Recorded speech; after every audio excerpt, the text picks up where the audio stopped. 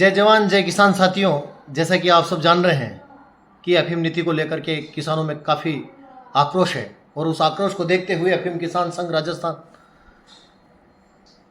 और भारतीय किसान संघ के अधीनस्थ अफीम किसान संघर्ष समिति के द्वारा 4 नवंबर 2024 को एक आक्रोश सभा और चित्तौड़गढ़ कलेक्ट्री घेराव का कार्यक्रम रखा गया है।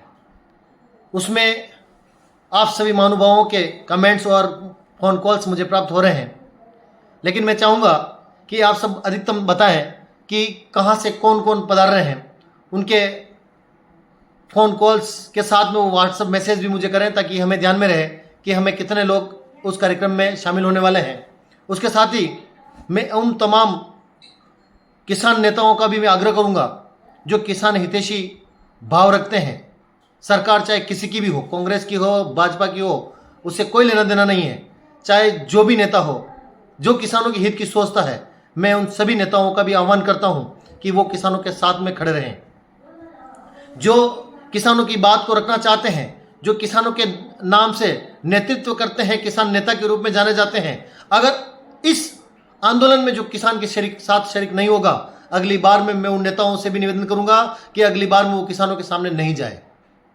इसलिए मैं तमाम सभी पार्टियों के नेता, चाहे या किसान नेता या जन नेता या जो भी हैं, मैं उन सभी से निवेदन करूंगा कि किसानों की वाजिब मांगे हैं और किसानों को आज दिन तक सरकारों के द्वारा चाहे किसी भी पार्टी की हो नज़रअंदाज किया गया है।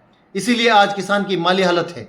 आज किसान दिन भर गर्मी में तड़पता है, लेकिन पहनने को उसके पास में अच्छा कपड़ा नहीं है, पहनने को बूट चप्पल नहीं है। आज आपकी तनख्वाह 3,000 से आज 1.5 लाख रुपए पहुंच गई है, लेकिन किसान का गेहूं का भाव 5 रुपए किलो से 20 रुपए किलो हुआ है।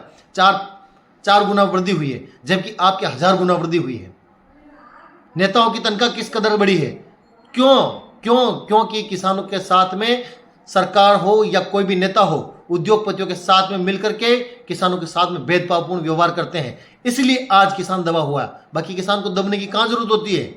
उसको एमएसपी पर पूरा मूल्य नहीं मिलता, क्योंकि सरकारी व्यापारियों से दबी हुई होती है, सरकार उद्योगपतियों से दबी हुई होती है, सरकार अपने ही कर्मचारियों से दबी हुई होती है, सरकार अपने ही अधिकारियों से दबी हुई होती है। आज एक मोनोपोली बन चुकी है। सरकार, कर्मचारी और व्यापारी मिलकर के किसानों को दबाकर उनका खून चूसना चाहते हैं। मैं आप सभी किसान भाइयों से निवेदन करूंगा, जो भी नेता है उससे भी निवेदन करूंगा कि ये किसानों के हक की लड़ाई है। जो किसानों के साथ में आएगा वही किसानों पर राज करेगा। एक कहावत है, एक बात जरूर कहना चाहूंगा, हम पर राज वही करेगा जो किसान हित की बात करेगा। इसलिए जो किसानों के हक की बात करना चाहता है, जो राज करना चाहता है, वो हमारे साथ में आकर के खड़ा रहे। अगर उसका जमीर जिंदा है तो किसानों के साथ में जाकर खड़ा हो जाएगा, और अगर उनका जमीर जिंदा नहीं है तो उनकी किसानों को भी सुनने की जरूरत नहीं है। ऐसे नेताओं को हम धुतकार करके दूर भगाएंगे। अब हमारे सिर्फ किसानों की बात चलेगी। अगर किसानों की नहीं सुनता है तो उस नेता को अगली बार में किसानों के पास में वोट लेने जाने का भी कोई अधिकार नहीं होगा। ऐसे तमाम नेतागण जो किसानों के साथ में नहीं रहना चाहते हैं, मैं उनसे निवेदन करूंगा कि कृपया करके अब किसानों की बात नहीं करें और किसान हितैषी बनने का ढोंग भी नहीं करें। अब कितने समय से चल रहा था 50,000 किसानों को पट्टे दिए जाएंगे, अफीम में ये हो जाएगा, अफीम में वो हो जाएगा, आज वो बैठक हो गई, आज वहां पर बैठक हो गई, इतना ये होने वाला है। ओ, पूरा हवा फुस हो गया। हमें सोचना होगा, किसानों को सिर्फ गुमराह किया जा रहा है। इसलिए मैं निवेदन करना चाहूँगा सभी किसान भाइयों से कि आप अपना ज़मीर जिंदा कीजिए।